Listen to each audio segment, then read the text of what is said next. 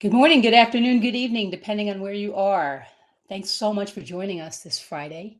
In anticipation of your weekend, we have an amazing topic for you to consider over the weekend, something we don't talk about a lot, and I'm super excited about it because it's something that many of you know means a lot to me. But before I get into that, I want to take a moment to congratulate everyone on Biomedical Research Awareness Day. I saw a lot of celebrations on social media from different institutions all over the world, and that made me very excited. You know how I feel about sharing our truth with the public, and some of you folks did an amazing job. And Allentown also had its very first Brad Day, so it's a very special year, and that is a really powerful program for communicating and connecting with the public. So I encourage all of you to continue, and really grateful for all of the work you did yesterday, and I hope you had a blast communicating, your truth to the world, and seeing that they really want to know what that is. And so today will be no different, because our truth also involves the things that maybe we need to tighten up a bit, right? And I think the thing that's important about that is, if we don't fix these things, if we don't accept that we have some gaps, right, and we don't tighten them up as the experts who have the ability to do so, then people who don't know how to tighten them up and who have a personal agenda, primarily those who oppose research with animals for some irrational reasons, will tighten them up for us. I mean, they'll just do away with the vital, essential work that we're doing. And so this topic of reproducibility in animal studies may seem a little sort of out there for some of us, but I promise you, it's incredibly important. And every single person on this webinar, regardless of what your position is in lab animal or research, has a role to play in tightening this up and improving our ability to bring important treatment options to our patients, both human and animal. So today's guest is very well versed in this, also very well versed in communicating with the public. So he is in our tribe, and his name is Dr. Nuno Franco, and he is from Portugal. A couple things about Nuno, for those of you who don't know him. He is a researcher at the University of Porto in Portugal. He has a background in both science education and biomedical sciences. His research topics include, and I love this, new technological applications for studying the thermobiology of lab animals, for health and welfare assessment, and for identifying early humane endpoints, something we all struggle with. So fantastic 3 hours work happening in Dr. Franco's lab. Methodological quality and predictive value of animal research, right? The IACUC question that is always asked, right? Or the animal care and use question is always asked, is this work really valuable? Is it going to turn into something? Animal welfare, animal ethics, legal, social, and scientific issues in animal research. So now extending into sort of the broad reach of, where we get attacked by the animal rights communities. Research ethics and integrity, science communication and education, which I already mentioned. Dr. Franco teaches lab animal science postdoc courses at several Portuguese and foreign universities and research institutions, including courses on experimental design, lab animal welfare in the 3 Rs, animal ethics, and legislation of animal use. Raise your hand, I wish I could see you, for how many of you would love to have courses on these topics. He also organizes courses and workshops on experimental design, systematic reviews, and severity classifications of procedures. So lots of sensitive stuff, really where all the hot button issues are. He is currently the president of the EU Education and Training Platform for Lab Animal Science. He's vice president of the Portuguese Society for Lab Animal Science and coordinator of the Portuguese National Network of Animal Welfare Bodies. I could go on and on about his credentials, but I want to say just a couple more things, just to point out how involved he is in our community, and how that allows him to take this focus of his into a broader sort of spectrum of influence with people who can create practical solutions for our community from different positions. So he's a board member of Animal Research Tomorrow, which used to be the Basel Declaration Society. He is an ethics advisory board member for Integrated Services for Infectious Disease Outbreak Research, something that's very hot now.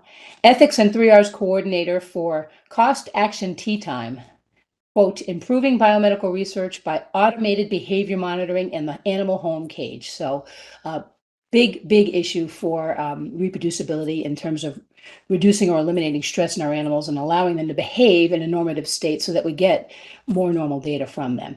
A member of the I3S Animal Welfare and Ethics Body, and a member of the PHLASA Working Group on experimental design, and several others. So we will be hearing from Dr. Dr. Franco today, and he will be coming from a very, I think, unique perspective relative to the talks that have preceded him.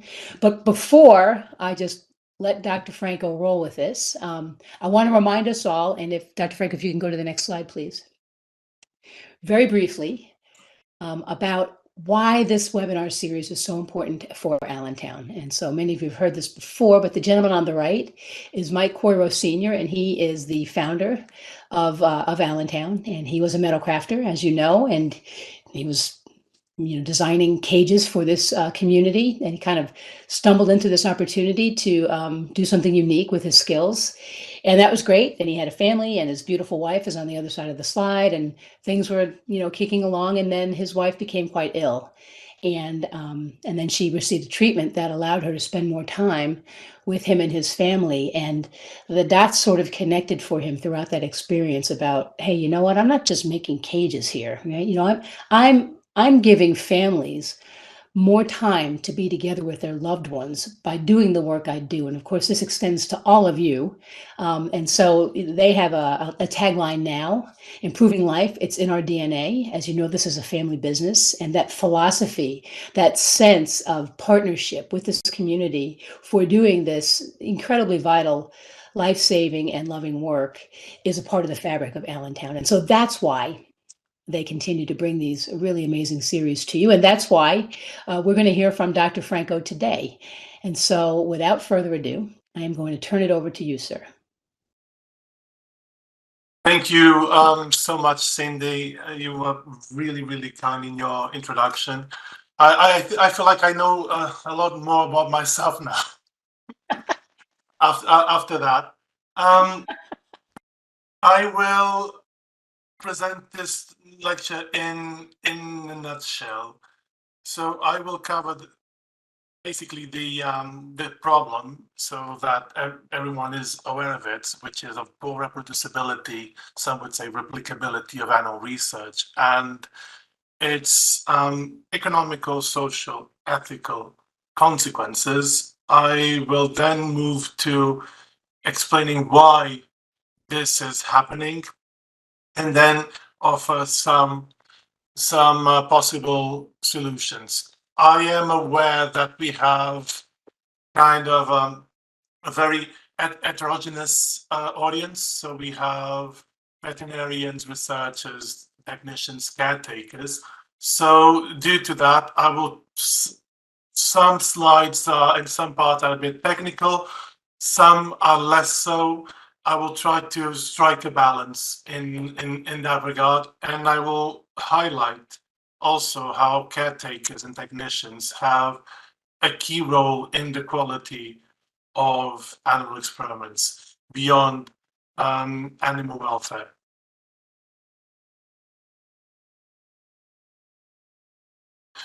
So firstly, I think we should do some disambiguation of terms.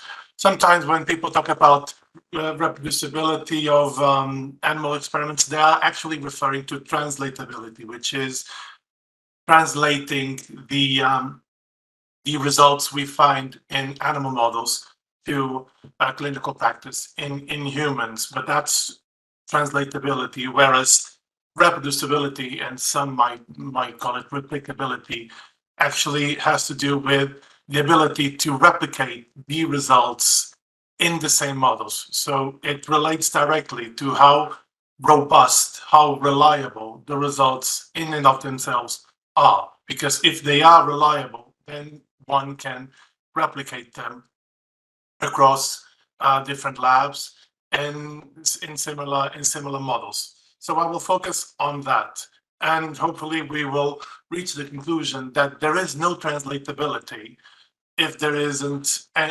reproducibility in the first place. One is a prerequisite for the other.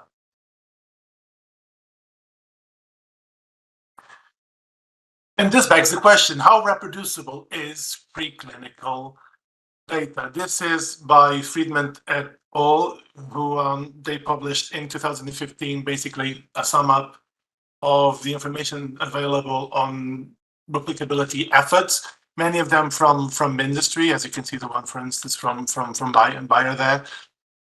And what they found was that at best, the preclinical data is half of it replicable. At best, this is the same likelihood of tossing a coin and getting heads or tails. But in some cases, it was as low as 11%. So you can see in the y-axis that it's actually irreproducibility rather than reproducibility, meaning that the scenario is quite dire, meaning that we are wasting, in their estimates, 28 billion US dollars in the US alone in unreliable research. And also we are wasting animals' lives, we are wasting our time, and we are wasting the trust that is placed on us to bring the treatments people are in need of. And actually, when you survey researchers, this is not new. Most have found themselves unable to reproduce either theirs or both theirs and other people's results. And this goes across all segments of research. So you can see here, this is from a survey carried out by Nature Journal. You can see in chemistry, biology, physics and engineering, medicine, even earth and environment. So it's not just a biomedical research problem. You can see that the overwhelming majority of researchers have had issues in reproducing published results. And you can see already a bias here. You can see two columns, one in darker pink, the other one in salmon, I would say. And you can see that we are more keen on reporting that we failed to report someone else's results than our own. This has been deemed the reproducibility crisis. And usually my take on this is that it is not a crisis. A crisis is an acute problem. This is a chronic, systemic one, which is not easily fixable. And I'm now have come to terms with the fact that it may take a scientific generation to fix it. Hopefully not. Hopefully we can start doing it today. So we know it's bad. So there's a number of articles in the literature that have covered this problem, the so-called reproducibility crisis, a ton of them. So systematic reviews, opinion papers, meta-analysis, some of them from my own work. So we actually know that this is bad. We have identified the issue. And the thing is, it has become mainstream. So you'll find in mainstream newspapers such as the New York Times, the Economist, the Guardian, Forbes, you name it, articles covering this. So it's general knowledge for those in the know. It's not just a very well-kept secret within our community. This is out there. And there are consequences to this.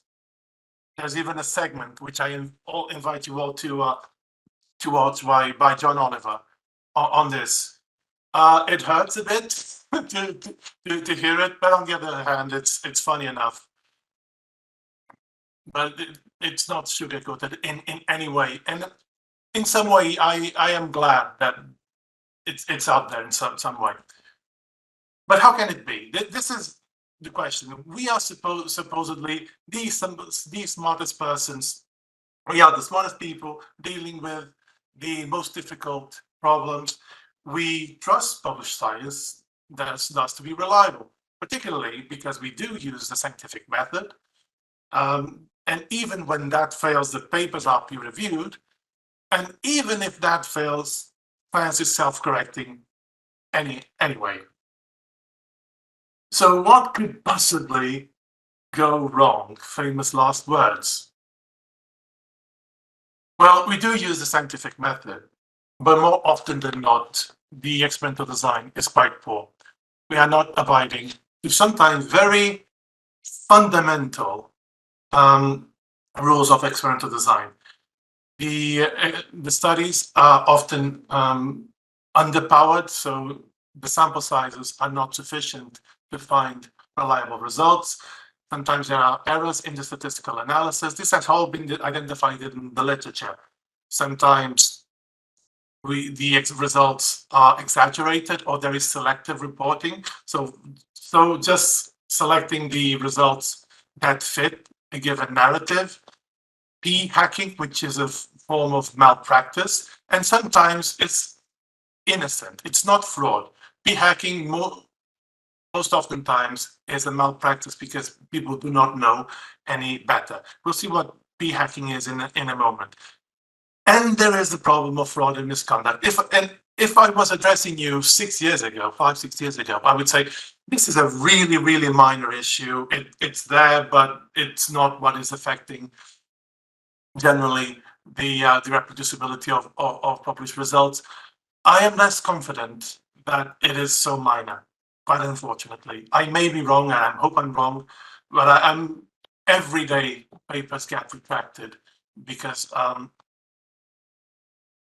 for instance, image manipulation is found out to have been done, and in these cases, it's usually the tip of the iceberg.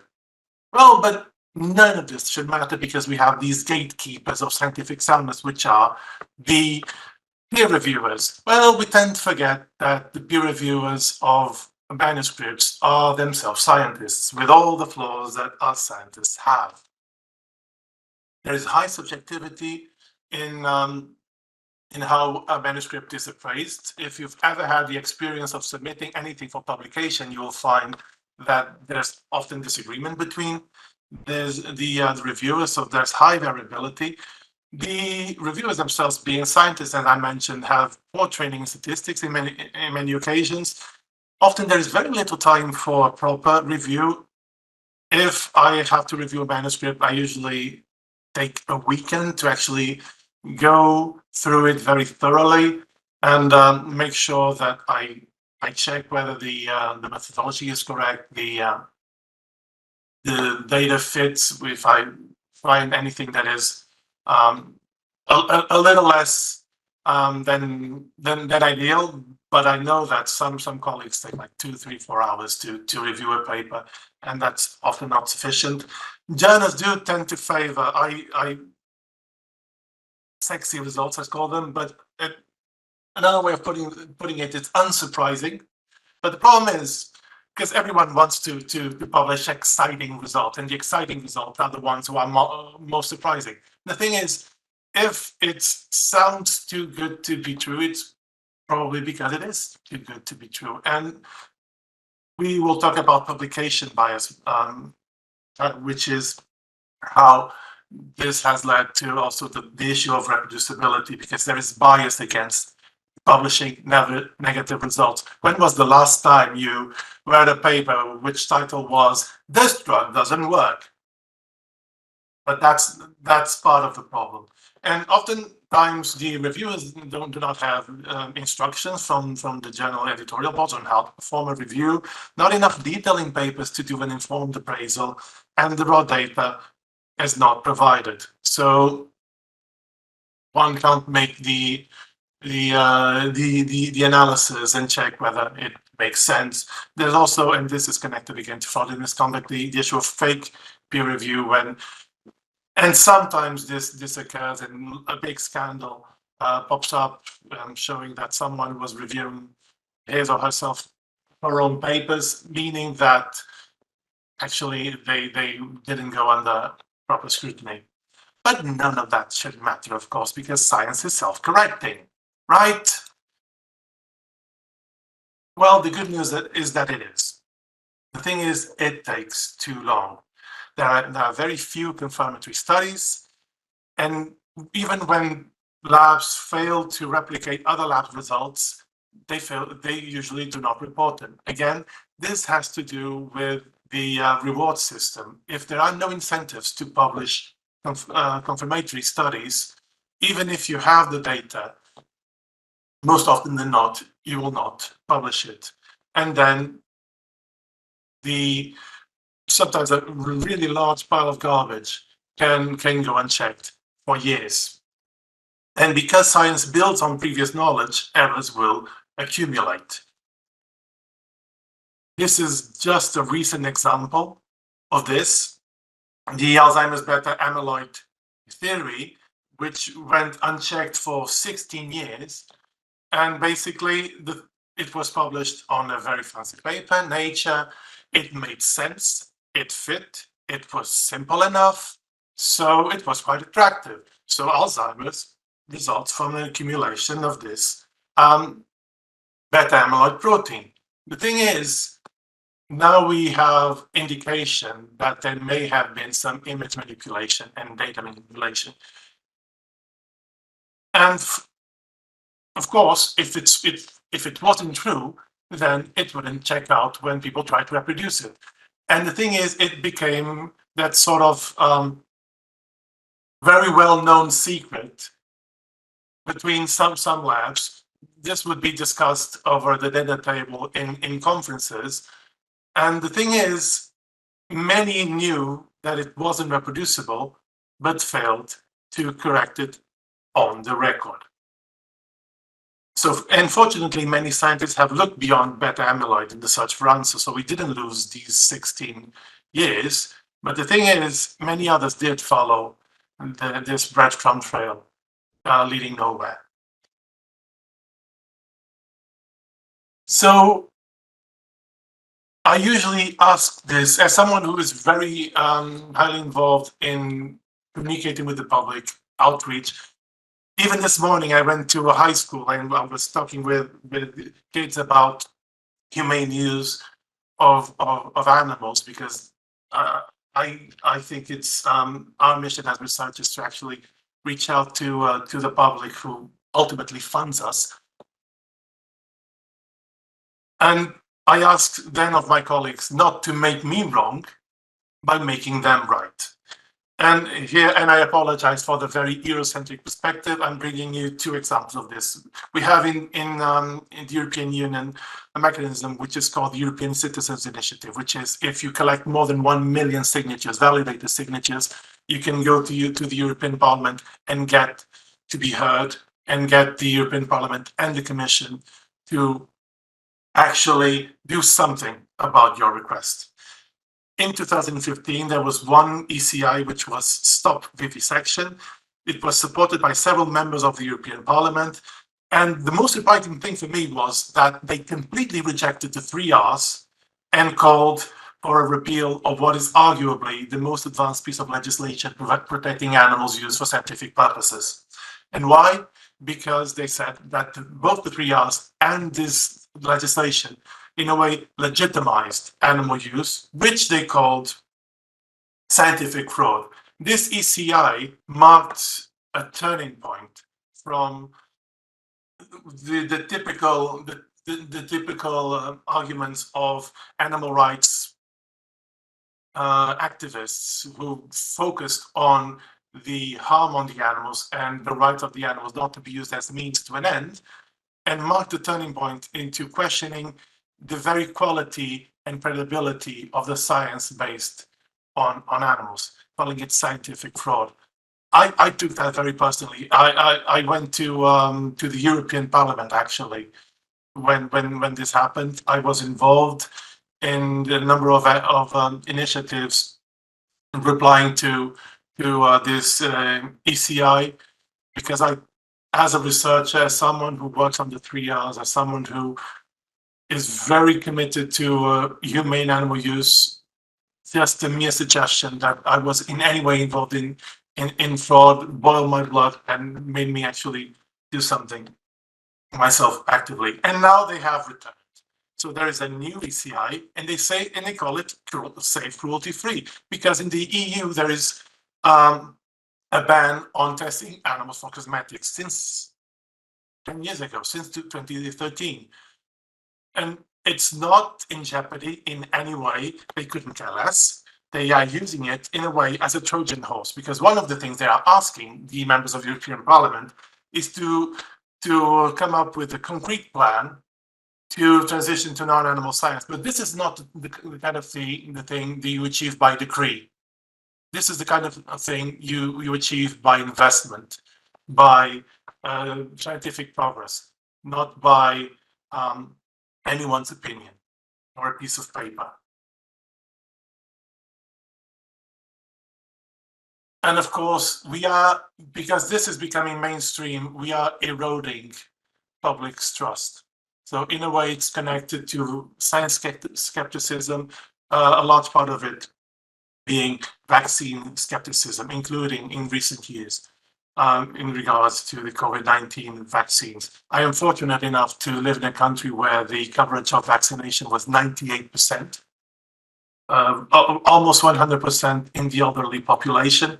But I know that there are now across the world, in the industrialized world, and even in Europe, measles outbreaks and people who are refusing to take vaccines. And while not necessarily directly connected, if the public cannot trust us to do a proper job, this will erode public trust. And this begs the question, is this failure to do proper research connected to translational failure of animal studies? Well, this is what the Amyotrophic Lateral Sclerosis Therapy Development Institute asked. This is a US-based charity. And what they did was they looked at the published record on drugs that seemed quite promising in preclinical trials in animal models, and ultimately failed in clinical trials, and retested them. And they retested them properly, meaning with adequate sample sizings, fully randomized blind tests. And what they found was that, similarly to the clinical trials, when done properly, it didn't work on the animal models. Some could argue, well, then it means it's a really good model because it failed in the clinical trials, and if you did it properly in the animals, it showed the same results. The thing is, you can't do that reverse engineering kind of reasoning. What you should say is these drugs should not have gone into clinical trials in the first place, based on the preclinical data. No, I just want to say one thing, because what we hear all the time now in the public, right, that the animal rights people are saying is, you know what? Research in animals doesn't translate to people, right? They're just a bad model. It doesn't work. We see it over and over and over again. And the conclusion they make that the public buys is, well, that's because animals are just not suitable models for studying human biology. And it's because of this kind of nonsense, right? This is really a matter of poor science that we have this breakdown, right? And Yes. because, just like you said, don't make them right. We create an opportunity now for people to oversimplify this to a public who doesn't really quite understand the nuances to begin with, right? And they believe it. If they see a graph like this, I mean, I could see somebody like Peter or someone else putting a graph like this up and saying, see, here's proof.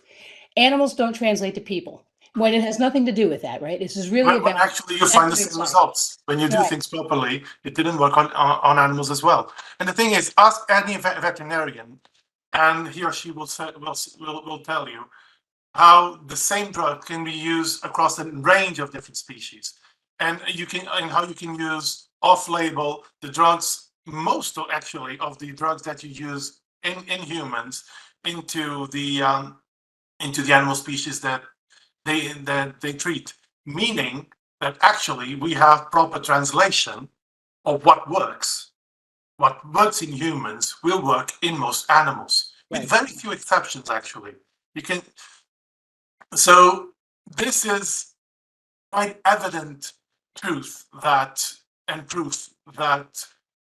there's high level of conservation of the biological processes between several species, particularly mammals. But there's some things, and of course, clinical trials are held to much higher scrutiny and a higher standard. what we should do is actually apply the same standard to animal studies. No, It's that's right. best to do fewer and better ones than, because 10 bad, underpowered animal studies don't make a good one. No, and what they do is they make a good soundbite for the groups that oppose research, right? And so this is our obligation to do this right for a bunch of reasons. Anyway, I derailed you a little, but I couldn't stand it anymore. It was aggravating. Yes. Let's go on. So it basically seems that many scientists are not upholding very basic methodological standards to ensure reliable results. And if you want to be cynical about it, well, we did get results. We got articles and theses and conference talks and funding grants when we should be aiming to find what is true. This is what science is a way of finding what is true. And again, we're not failing to do so as scientific, economical, ethical implications. Thing is, who is evaluating research quality rather than metrics? So the bottom line is we cannot expect preclinical findings to translate to human medicine if we couldn't reproduce the same results in animals in the first place. And even the extent to which the reproducibility of animal studies has to do with any limitation of the animal models is quite hard to pinpoint, because we have this noise of the methodological issues around it. So we actually can't make an informed appraisal of the true informative value of animal models, because some will be more informative than others. All models are wrong, and some are useful, and some are more useful than others. But we can't actually do a proper, well-informed appraisal of which are the best, because we have all of this mess of poor methodological quality. But what we do know is that without it, without proper reproducibility, reliability of results, we do not get translatability, which is ultimately our aim, both to human medicine and veterinary medicine. It should be pointed out. So we are failing animals as well. So what are the causes? So Dorothy Bishop, very well reputed researcher on these and other matters, has indicated that there are 4 horsemen, which are publication bias, low statistical power, p-value hacking, and hacking. I will try to cover those as best as I can, but actually there are many more. So there are many more horsemen. So, and they all relate to poor research quality control, lack of blinding allocation consumer, no randomization, poor animal welfare conditions, other uncontrolled sources of bias that relate to the model itself, to the type of research that is being carried out, the misidentification of the experimental unit, which I can't cover in this lecture, and of course fraud and misconduct, and a flawed reward system in science, which I will also not cover here, but I could talk for days on that, on how we are valuing the wrong thing. Of course, people game the system. So this is pretty straightforward. This is how we imagine the scientific process to occur. We generate and specify hypotheses. We design a study to answer our hypothesis. We conduct a study, collect data, analyze it, interpret it, and publish it. But actually, across these steps, there are a number of things that can go wrong. Failing to control for bias, low statistical power, poor quality control when you are doing the experiment itself, p-hacking when you are analyzing the results. And of course, there's the issue of publication bias. And you can see this, and this arrow that you see within the circle, which is hacking, is called hypothesis after the results are known, which is also a bad practice. So how does publication, one of the horsemen of reproducibility prices, how does publication bias works? Well, let's say that you are drug screening and one would expect 1 out of 10 molecules to have a positive effect. So let's say we test 1,000 molecules, one would expect 100 to work. The thing is, because we power our experiments to 80%, meaning that we will only find an effect 80, that is true 80% of the time, we will fail to identify 20 out of 100. And because we set out our experiments with what we call a likelihood of 5% of finding a false positive, let's put it like this, out of 900, 5% of them will be misidentified as working and having an effect when actually they don't. So here in the column on your left, you can see what is quote unquote the truth. And on your right here, circled by this circle, you can see what is published on the record. So there is a distortion of the available evidence by publication bias. Of course, assuming a probability of 1 out of 10 drugs working.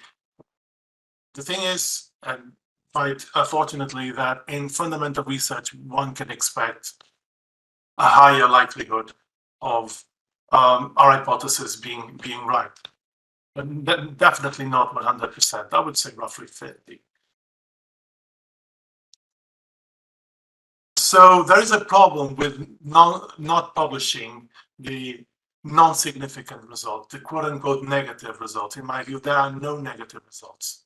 Even though it's hard to publish something saying this drug doesn't work, this hypothesis was wrong, I think we should change the culture to accept this sort of publication. Some will have more impact, some will have less, but at least it will be on the record. And when one does the synthesis of evidence, via a systematic review with a meta-analysis, that information is there. I'll be a little bit technical on this, but I think the message has to come across. So the issue of the statistical power is that we do not have enough statistical power. The statisticians call a false negative a type 2 error, a false positive a type 1 error, and the underpower studies are more likely to yield false negatives, because power basically is the probability, the conditional probability that you will find an effect if the effect is there. And as a rule of thumb, the power is low when the sample size is insufficient to detect an effect of a given size. Of course, if the effect is really large, you need a small sample to detect it. If the effect is small, you'll need a larger sample size. It's basically like this. Gets a little bit more complicated, but this is the rule of thumb, let's say. And of course, the lower the power, the higher the likelihood the animals will be wasted, because you will not find an effect, even if the effect is there. And this will lower the predictive value of animal studies and even lead to avenues of research being wrongly closed down. And the thing is, most experiments are underpowered. According to Catherine Button et al., the median statistical power in the neurosciences ranges between 8 to 31%. I'll say it again. The median statistical power in the neurosciences is between 8 and 31. Meaning, if there was a true effect, in most cases, the neuroscientists would find it 8 to 31% of the time. What is troubling is that because they have published the results, they found it. So if you have a really low probability of finding something and you claim that you found it, you probably have a problem there. We call that the winner's curse, which is if you have a low probability of finding an effect and you find it, probably you have an overestimation of that effect. This is a very quick, simple to do simulation of a realistic, even though not necessarily real, case study. So you want to compare two groups, one treated, one untreated. well, basically, technically, they are both treated, one with a drug, another one with a placebo. You are trying to find an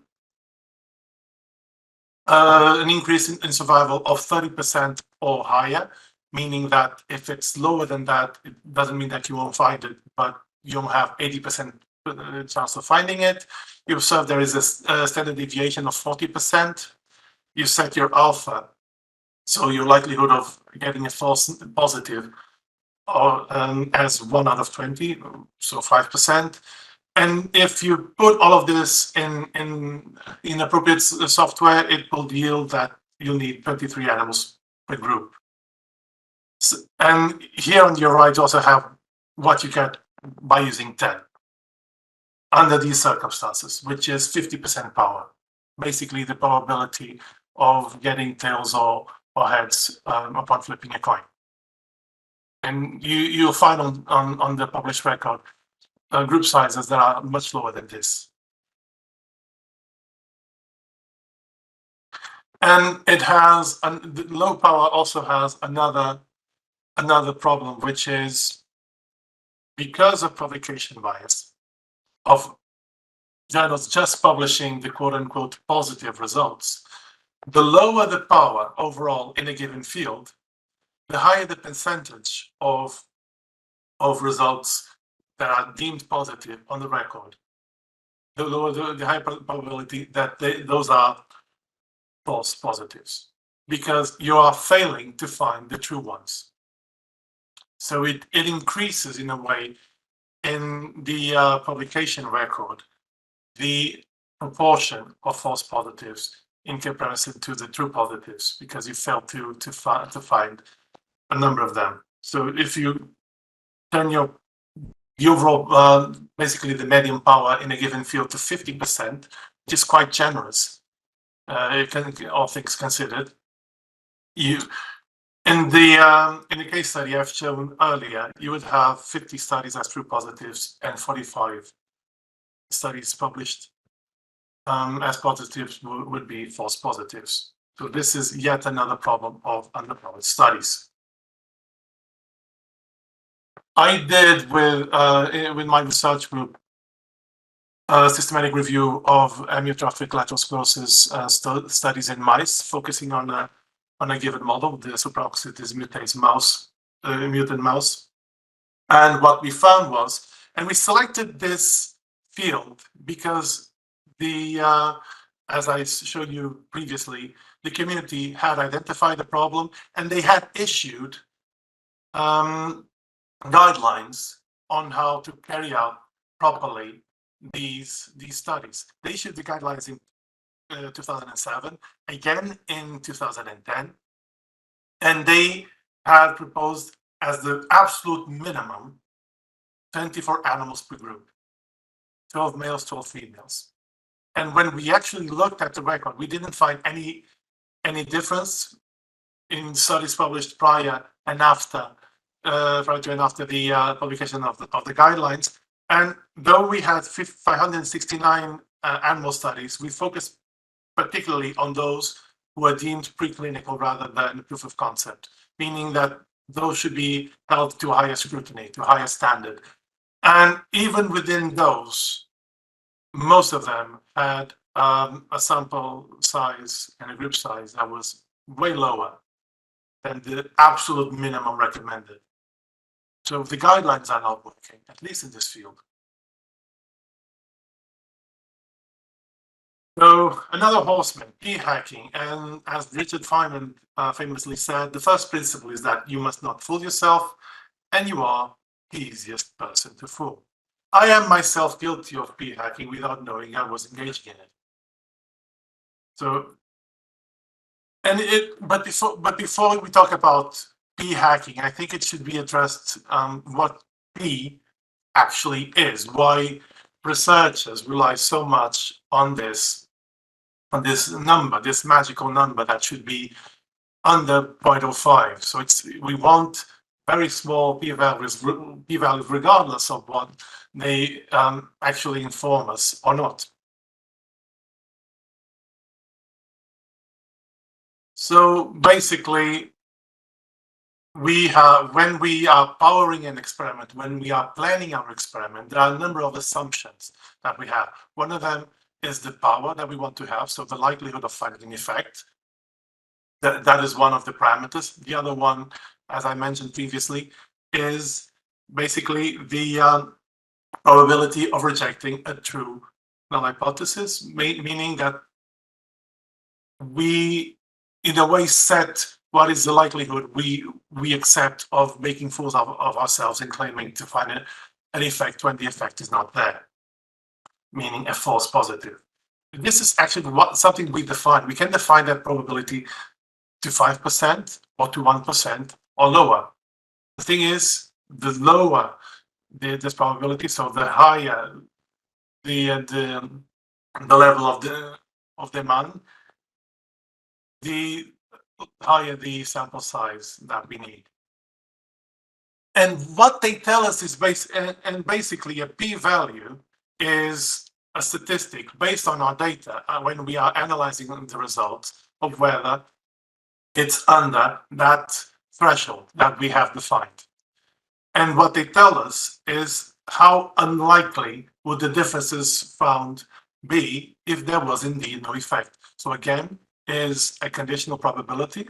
If there was no effect, how extreme would this, how likely would it be for us to find values differences so extreme between the treatment groups? And again, it's a probability of the data, not of the hypothesis. Many get this wrong, even statisticians. Not the good ones, of course. So the thing is, the lowest alpha is set for deeming an effect significant, the less likely you will claim a false positive as being true. Some authors, because of that, have claimed that a p-value anywhere between 0.01 to 0.05 means little more than worth a second look. This is a brilliant article published in Nature Human Behavior on redefining statistical significance. The article itself is really good in terms of the analysis of the problem. In terms of the synthesis, I'm not sure, because they basically say, well, rather than using 0.05, we should use 0.005. The thing is, lowering the p-value would, in theory, reduce false positives, but fails to address the main problems, including misinterpreting what p-values mean. Because in itself, it doesn't allow us to claim whether there is a true effect.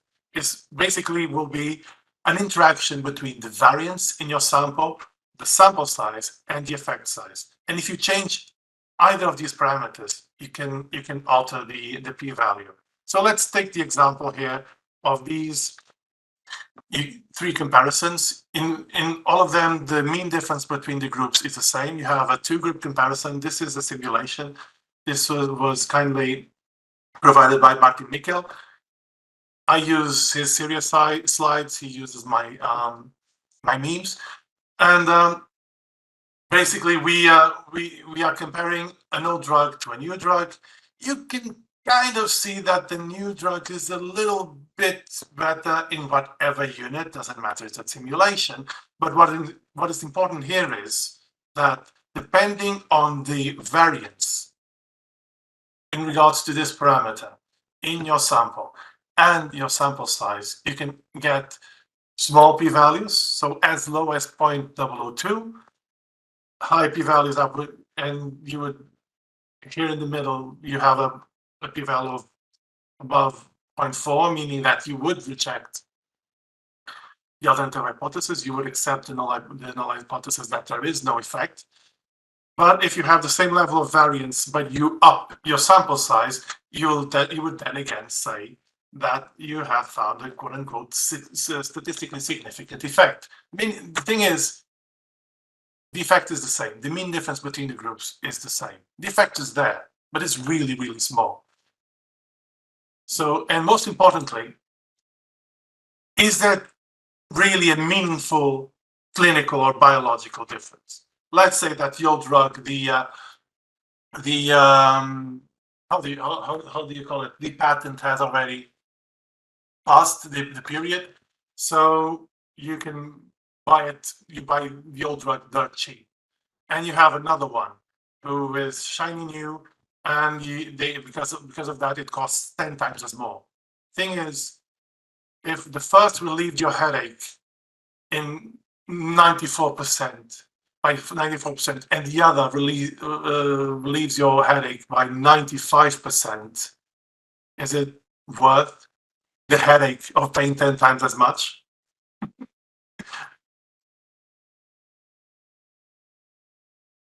So bear in mind what the p-value is not. And why I'm insisting on this and getting a bit technical, even though I've oversimplified a few things, is because I want to point out how not worth it is to manipulate it.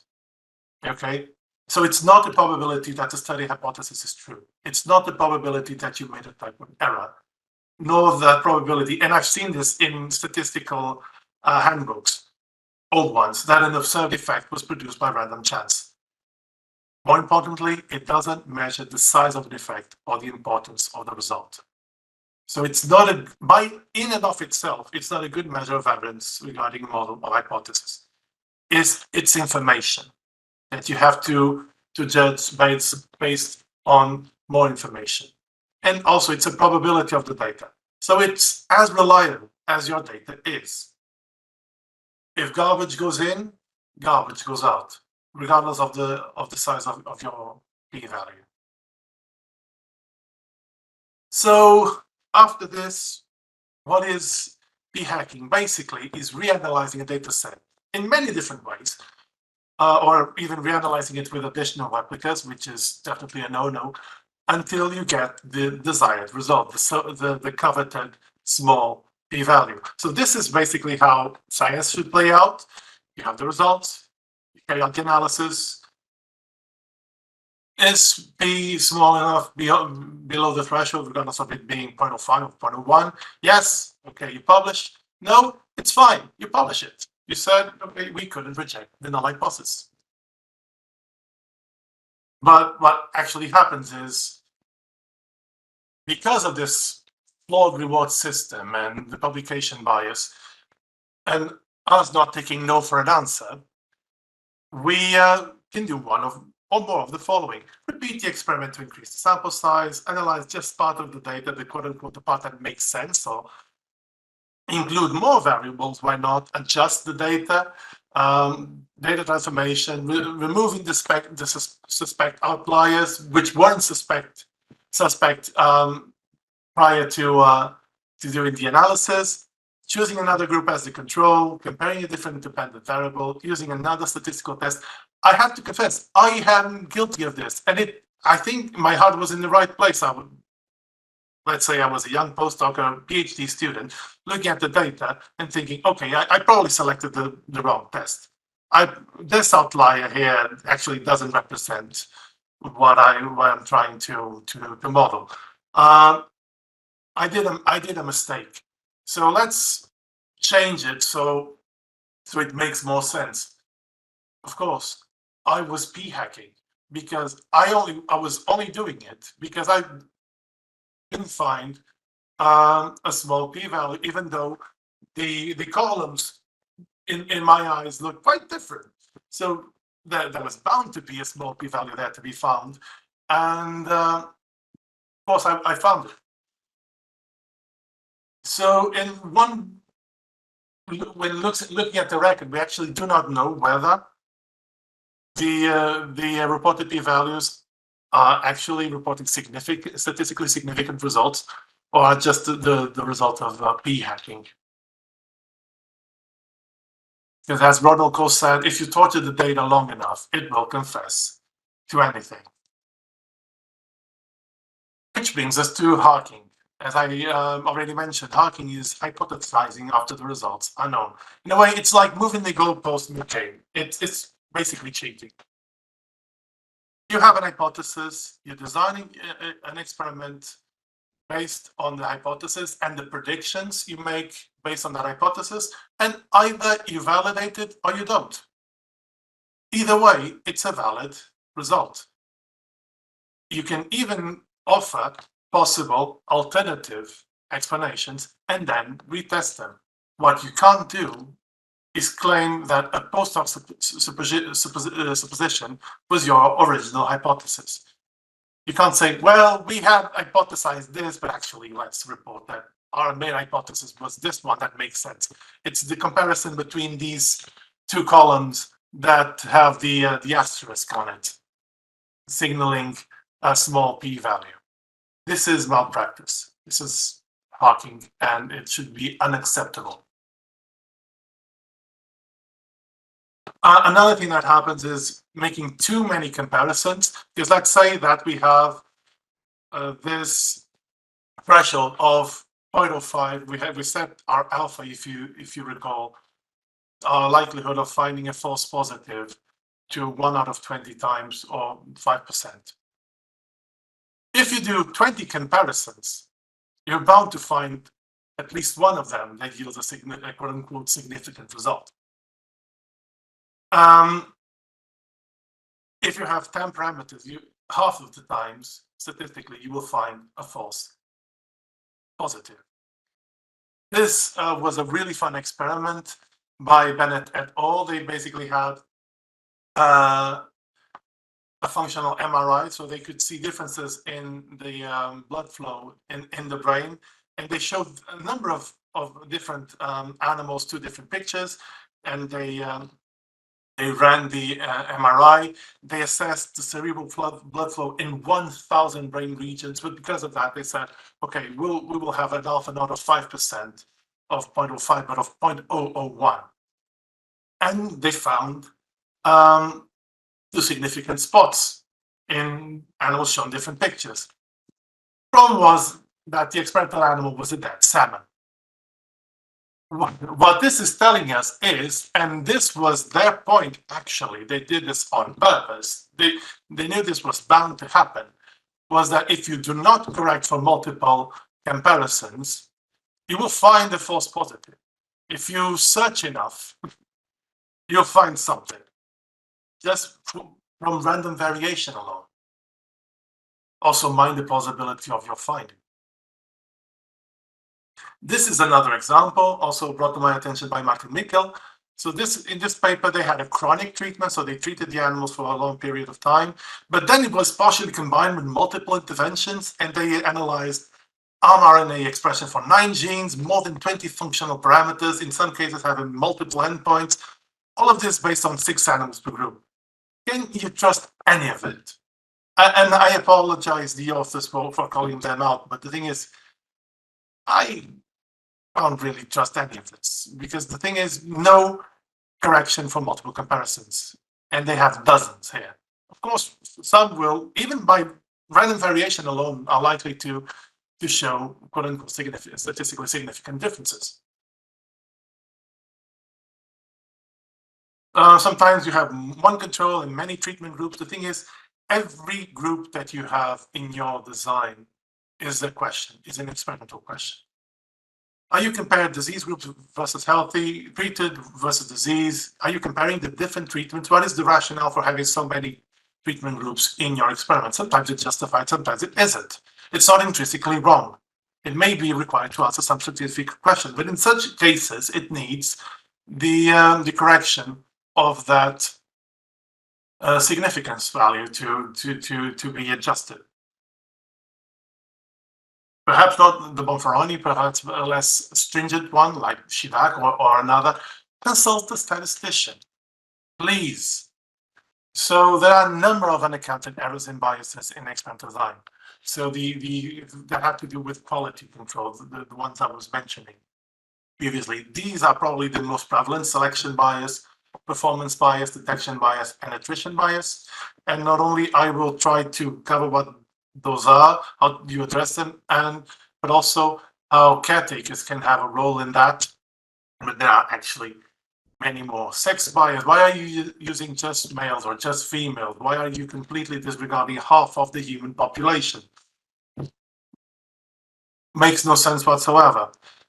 Poorly designed controls, comorbidities that shouldn't be there, and are very importantly in prolonged studies, longitudinal studies, animals get morbidly obese because they are fed ad libitum. So with obesity comes hypertension and a number of comorbidities that you are not taking into consideration. But sometimes the comorbidities should be there and aren't. For instance, why are we inducing experimental stroke in young lean mice when typically stroke happens in people of a certain age with sometimes often associated with hypertension?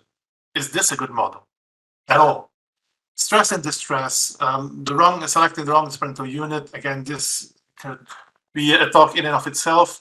Reporting bias, undisclosed conflicts of interest. There are a number of unaccounted errors and bias in the experimental design that are affecting the internal validity of your research, meaning the extent to which you can actually trust the experiment to inform you on the validity of your hypothesis. And of course, failing to control these biases will ultimately lead to a lack of external validity, meaning that how generalizable your results are, and ultimately to the low translatability problem of animal studies that we were covering at the beginning. So what is selection bias? Selection bias occurs when there is no proper randomization of the assignment of treatments to the animals. And the thing is, if you not randomize properly, the animals sharing similar characteristics might end up being grouped together. Let's say that you have a litter coming from the animal facility, and you assign that litter because it arrived first to the control group, and you have another litter, and you assign it to the drug treatment group. And then you do the tests and you carry out the analysis and you find differences between them. How can you tell these are not related to data differences, to differences in maternal care, for instance? There's a selection bias because you didn't properly randomize. And actually, the Camaradas group led by Malcolm McLeod years ago actually looked at it, and they looked at the same parameter, which was the percentage of improvement in infarct volume reduction after the ischemic stroke. The treatment was induced hypothermia. And what they found was when randomization of treatments to groups was reported, the effect size reported was lower. So this has a measurable effect. So what is the role of caretaker? So let's say a researcher asks the animal facility for 10 pairs of mice. She needs a group of 5 pairs for each of the 2 treatments. And you have recently weaned animals from 2 litters, and they are available, and you deliver them separately. What is the problem, of course, of doing this? Should you be aware of the experimental design? Should randomization and allocation of the animals to the treatments be discussed beforehand? Well, the problem is the treatments were not randomly allocated. You delivered animals from 1 litter first and from the other second, and they were each given 1 experimental treatment. And technicians and caretakers, to some extent, should be aware of the experimental design. We actually had that discussion in the animal welfare body yesterday. And the caretaker was quite keen on pointing out that some researchers were not aware of this. So they knew better than the PhD students. Because they've been working with animals for their whole life. They've been working with researchers for their whole life. Some of them have 30+ years of experience, and the PhD student just arrived. They are bound to make mistakes. So it's good that technicians and caretakers are aware of this selection bias and performance bias risks. So this should be discussed beforehand. How the animals will be distributed across the cages, for instance, how they are going to be delivered, how they are going to be assigned to the different treatments. And do mind that even if when you want to randomize, it's not just picking at the animals semi-randomly from a cage and assigning them to the control or the experimental group. It doesn't work like this because you do not know why the first, let's say, 5 animals were easier to pick, or why in your brain you focus on those 5 animals. There might be something that is intrinsic to those animals. Maybe they were slower. Maybe they were at a different point in their circadian rhythm. Maybe they were just waking up. while the others were quite active and they were easier to pick up. So what you should actually do is mark them. Use something as simple as an Excel spreadsheet with the function rand, and assign the treatments to the animals that you have already identified, and then assign them according to your plan to the treatment groups, rather than thinking in your head that you are randomizing. If you are not doing this, you are not randomizing, even if you think you are. But this is not proper randomization of animals. Who is responsible for this? Don't get me wrong, ultimately are researchers. Researchers must know everything about experimental design and every caveat in their experiment and what can go wrong and how they should minimize it.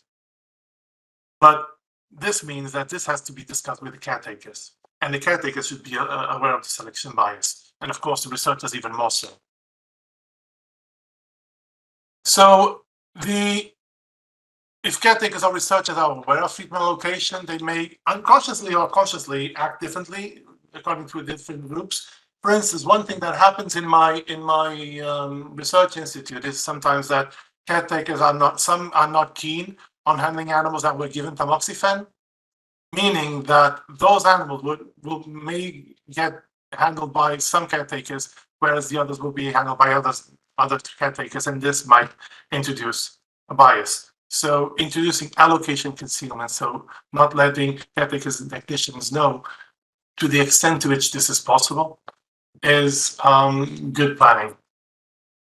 Another example, let's say that the technician is assigned to give one treatment to a given set number of animals and another treatment to another set of animals, and for practical reasons, so not to make a mistake, he or she places them in different corners of the cage. The problem is, and this is data from my own group, firstly, of course, knowing which animals receive which treatment leads to performance bias, but also the conditions across the cage rack are quite different.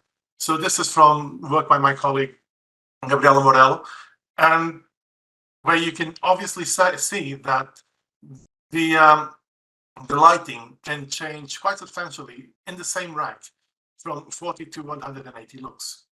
So you actually have to randomize where the animals are in the cage.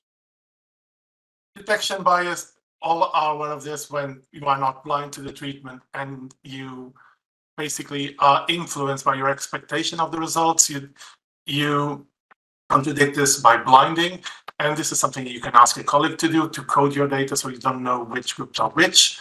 Also from the same group I mentioned previously, they did the same comparison and between blinded and unblinded studies, and in the unblinded ones, they found that the effect found was higher due to this bias. I usually show this usually is a GIF where I in a way I prompt my students to say that the train is going into the tunnel, and they clearly see the tunnel going to the train going to the tunnel.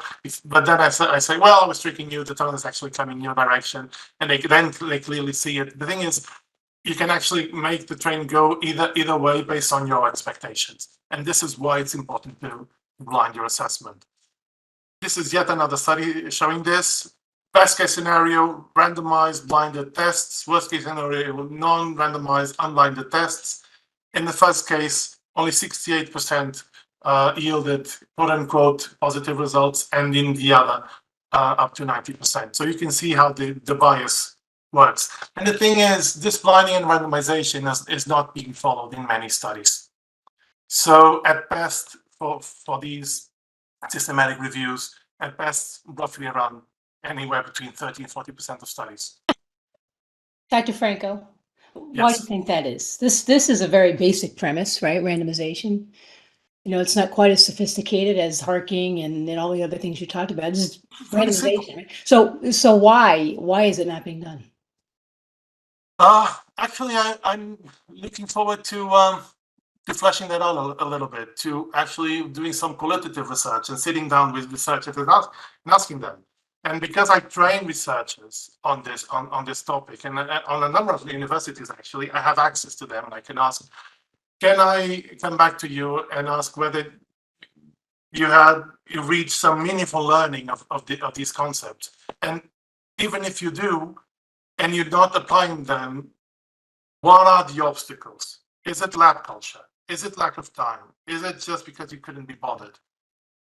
Let me know, because I actually want to have an effect. I want to have an impact. I want to change things. I want to be part of that change. So identifying the problems, the attrition, the inertia is quite important. This is from my own work. I won't dwell too much on that, but I look at quite different fields: ALS research, type 2 diabetes research, and we found that almost none of them justify the sample size. So like 98% of them did use 8 animals, 9 animals, 5 animals. Why? Was that sufficient? Was that enough? Was that more than enough? Were you using more animals than you should? Likely not. And for instance, in the first case, only 13% reported random assignment of animals to treatments, less than 30% blinding. Why? Well, I mean, and that's the point. If you're not applying these principles, then you're always using more animals than you should. You shouldn't be using any. And, and another thing, which is the attrition bias, which I mentioned previously, which is when animals get excluded from the study, not knowing why the animals were excluded. So we found that in 15% of the papers, the group size varied between what was in the methods and what was reported later on in the results. None of them mentioned it. Basically, it was business as usual. The sample size will change, and of course, if sample sizes are already typically smaller than the minimum required, any loss of animals can have a great impact. And caretakers actually have an important role here, because let's say that you find a mouse that is dead in the untreated group, but up to that moment you didn't see any signs of any problems with the animals. So most likely the animal did not die from disease progression. So it shouldn't count as a loss due to the aggravation of the phenotype. So you should inform on the animal's status prior to death. So it's important that the caretakers and the technicians have adequate monitoring and record keeping, and then you can inform the researchers on what is happening. It's important. And if they have that information, hopefully they will report it. What they can't do is report something that they know nothing about. I have really extended my time, so I apologize for that, but I hope you understand that poor welfare conditions also have a really high impact. So refinement is paramount. Here are the SOD1 mouse models of ALS that I mentioned previously. Of course, they can't reach the food hopper. They have the paralysis of the hind limbs. You have to add mashed food. Otherwise, you have, in a way, comorbidities of dehydration and malnourishment, accelerating your phenotype. Stress, distress, with a particular high impact on the immune system. And on top of that, it can have either detrimental or protective effect depending on the animal model, the type of stress, the intensity of it, the gender and age of the animal. And of course, you can't eliminate all sources of stress, but this stress in particular should be avoided at all costs. This is an example of, actually, I really like this example because I was doing a systematic review and I found this paper where the authors actually acknowledged that they had messed up. And they said, okay, we had an untreated group, a group that had low dose treatment and a group with high dose treatment in a tuberculosis infection study. And they realized that the untreated group was better off than the one treated with low dose of antibiotic. Why was this so? Because they left the animals alone rather than do sham gavage. Because daily gavage has such a stressful effect on the animals, it was immunosuppressive, and even though they weren't treated, they were better off than the low dose treated animals. This is a really good example. If you mess up, if you find something was wrong in your study design, report it. It's valuable information. It prevents others from doing the same. and you can actually refine a substance administration. On your left, rats drinking from a syringe. On your right, a primate giving the leg for an intramuscular injection because it has been conditioned to receive a treat afterwards. This is from a group from colleagues of mine in Coimbra in Portugal. They have devised a pill that is completely inert. They patented it. It has no flavor whatsoever, but the mice just like to eat it, to consume it. It's really small. They are taught to consume it. You can put a number of different drugs. They work the pharmacokinetics, the pharmacodynamics. It works really well, and hopefully it gets picked up by large pharma groups doing tests because it's much better than gavage and doesn't have that impact on both the welfare of the animals and the research output. So caretakers, of course, have a huge central role in mitigating stress and distress by habituating the animals, training them, conditioning them to explain the procedures to the staff, to the place, to the room, to the circumstances, which should be standard operating practices and a good part of the planning of experiments. Another one, how to handle the animals. Of course, this is a very extreme example. No one picks up mice by the tip of the tail, I trust. But still, we have found that poor handling technique may result in serious injuries. And you get stressed, the animal gets stressed, everybody gets stressed, and there are very good refinement alternatives to tail picking, and namely tunnel handling or cupping the animals in your hand. And we actually have shifted from tail picking in our institute to tunnel handling, even for cage change, even from daily procedures by the animal care staff, because the evidence is piling up that it is actually beneficial. Nesting material as much as you can. Actually, there are a number of papers on that. I don't know. I've been informed that it's not mandatory in some places in the US.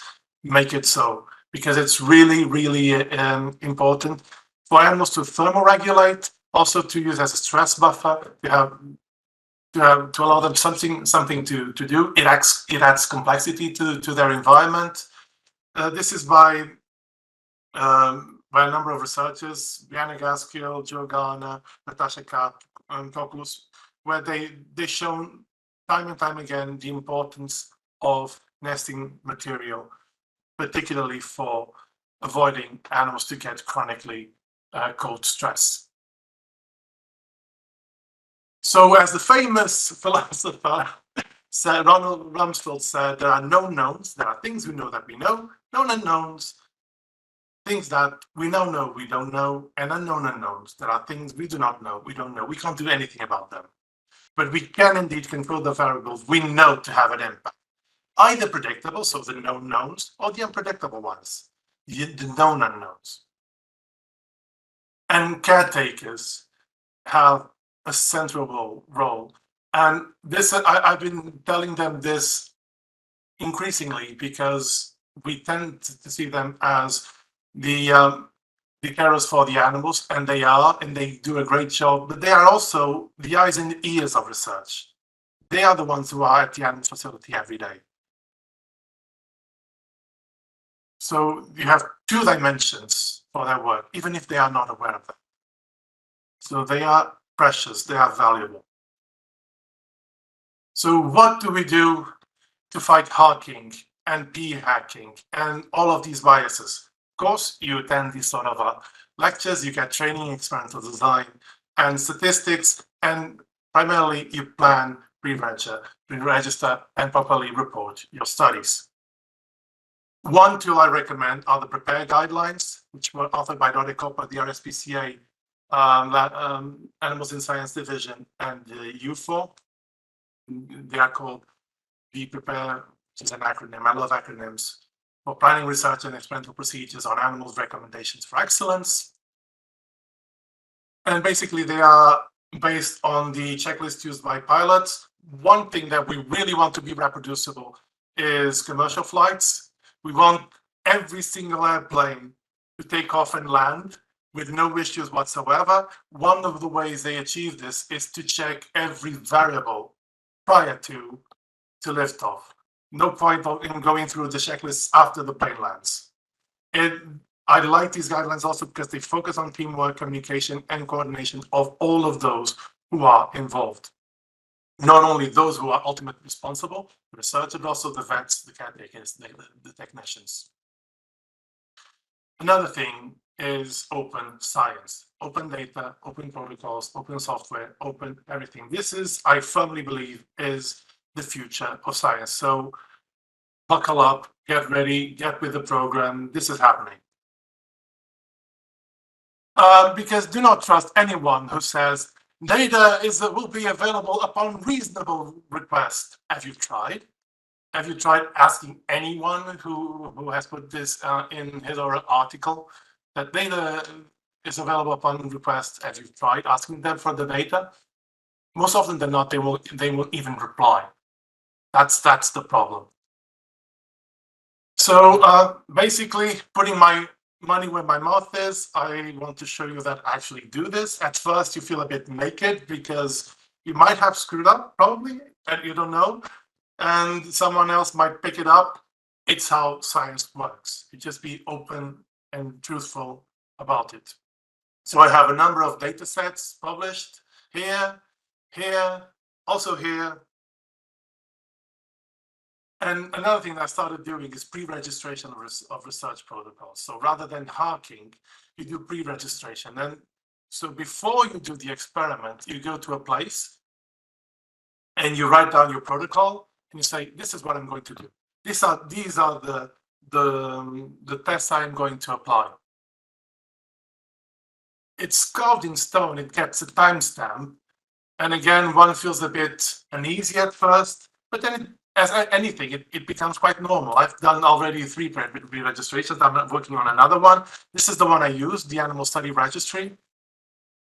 And you can use Animal Study Registry, preclinicaltrials.eu, the Center for Open Science. Basically, it prevents selective reporting because you state which are the parameters you're going to analyze, which are the tests you are going to use. So which are your hypotheses? So no hacking, ideally, no p-hacking. And actually, I'm proud to say that in the recent PLOS biology paper, they quoted one of my students' papers as an example in open science. I was prouder of that than actually anything else, really. And of course, report with enough detail.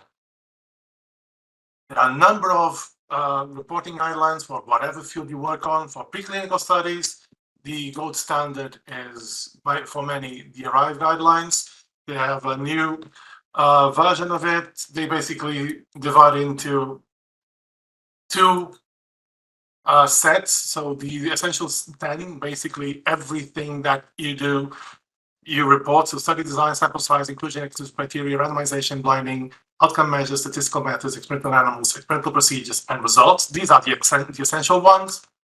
And the recommended set. Why just report the essential ones? If you have the data, if you have the information, report it all. Open everything. Be truthful about what you do. What the ARRIVE guidelines do not provide is guidance on how you plan your experiment. I've read more than once. When we carried out this study according to the ARRIVE guideline, the ARRIVE guidelines are not guidelines to plan your experiments. They are reporting guidelines. Of course, there is no way of improving a burnt cake by reporting it better, as Adrian Smith often says. I have a final note, which I typically call the elephant in the animal room. Doing proper experiments, some of you may already have realized, with a greater chance of reproducibility, may lead to fewer papers, less sexy, surprising results. But we should do it nonetheless. We should embrace that elephant, because our mission is not to publish in top journals. It is to produce sound, reliable, reproducible science. Science, again, is a way of finding out what is real. If we can't be trusted to do this job, public support of science will decrease, And because most scientific projects are based on previous, often biased results, we are perpetuating the problem. So we have a choice between perpetuating a vicious cycle or contributing today, committing today to a new virtuous one. I'd like to thank you for the invitation to present this. I apologize for all the ranting. Hopefully some of the information has come across, and I see you around. Thank you. Thank you, Dr. Franco. So we have a few questions, but just advance to the next slide quickly. And actually, you addressed nearly all of the questions. The big one that remains is a question about, how it's clear. It's come through in the chat, and it came through in your conversation with us today, that folks don't have the appropriate training, they need. New grad students, postdocs, they come to a lab. The lab, the PI is busy, right? He's trying to write grants and appear and speak and publish and, appease the pressure to produce. And then the folks in the lab get trained maybe by somebody, a lab manager or something like this, and they're not getting this information you talked about. Where can people go to get training in these things, including our folks, right? We can all go someplace and learn about this. I mean, I think the Norocopa website is amazing, but I'd love to hear what you have to say about that. You can come to Porto. Yeah, Portugal okay. is a lovely country. I'll come to Porto. When I hold my my annual experimental design. Well, the wine's on you if I come to Portugal. But the next best thing I recommend is the Atlas etpalas.eu website. We have training modules on experimental design. We have a basic level, so EU module 10 and EU module 11. These were paid for by the European Commission, so they are free to use. You get a certificate, you have a list of contents, you get the number of hours. So if you want to use it also as CPD, they may get recognized by your employer or whoever. And we have had a very good feedback on these e-learning courses. And if you don't have anything else, you have these free resources. So I think it would be helpful if you could provide the link to that, and maybe also the Norocopa website, which I think is also helpful with the Prepare guidelines. If you can give those links to Janine, who is the mastermind behind all of these webinar series. When she sends out the recording to folks, she can include those links for them to review if they're interested. We have 6 modules there. We have 7 now. We have 1 on systematic reviews as well. And I am working with a very distinct group of colleagues on 13 new modules, plus another one with clinicaltrials.eu on pre-registration. So we will have training on pre-registration as well. Trying to fight the good fight, everything for free. Yeah, fantastic. It's fantastic. Well, the comments coming in are phenomenal. People really, really wanted to know this. They are so grateful to you for sharing all of this with them. They found it very informative, very interesting, a validation of their frustration. I think you got people really charged up and energized about, hey, we got to get this right? We all do this because we love animals and we love people and we want the science to be meaningful, and we all play a role. And so I'm very glad that you spoke somewhat about the caretaker's role in this. There are lots of things that we can do also to make our science more rigorous, but we can't do these things in vacuums, right? We've got to communicate and work with our research partners. And sometimes that relationship gets set aside as well because of the drive to produce, this pressure, right? So fantastic talk, and the thank yous are still coming in. All I've been seeing here is awesome. Thank you. Phenomenal. Wonderful. So really, really, we appreciate your time and your passion and your dedication to this issue. And fighting the good fight is what we should be doing. We know why this matters so much, to ourselves and everyone we love and our animal and human patients, right? We know, and we are the people to make the change. And we've got to start doing that and stop waiting for people who have a personal agenda that has nothing to do with human and animal well-being to drive the direction of things. So if you go to the next slide, please, we're going to close out the session because we're late, but there are so many people still hanging on. I want to thank you again. I want to thank all of you for coming, and I challenge you to learn more about this, right? Become informed about this. You can't change anything if you don't understand, what it is you're trying to change, right? And pull some of your, in the chat, we were having some other conversations, right? And pull some of the researchers that you communicate with regularly together. Why not start having these, how can we improve reproducibility journal clubs with some of these researchers and start working together on internal plans? You can't change everything because you can't control the money at every level, but you can change some things and become more informed about this, and groups can always make more of an impression on the higher level ranking people in an institution than one person can generally, right? So thank you again. You are, as I said, going to get a recording of this soon. CEs are included as a part of your experience here today. And very, very importantly, you will receive a survey. And we really want you to answer. It's not long, but this is the information we collect to determine what else you folks want to talk about, right? This webinar series that Allentown has provided for us is unique in that it is geared particularly for us and what we want to talk about. Even the hard stuff like today, that some of that's hard to hear, right? We need some tough So love. important. We need what? We need some tough love sometimes. That's right. Sometimes tough. That's right. That's right. Tough love. Anyway, I appreciate you so much, sir, for everything you're doing and for taking so much time today to share what you've done so far with us. And I would like to hear where you are with this in the future. It sounds like you're on a roll. And I think our folks would be really interested in hearing what else develops as you move forward in the course of your journey, your fight. And thank you all for joining us. And everyone, please have a beautiful weekend. And we will see you next month. Thank you so much. You are too kind. Thank you again. Bye, Dr. Franco.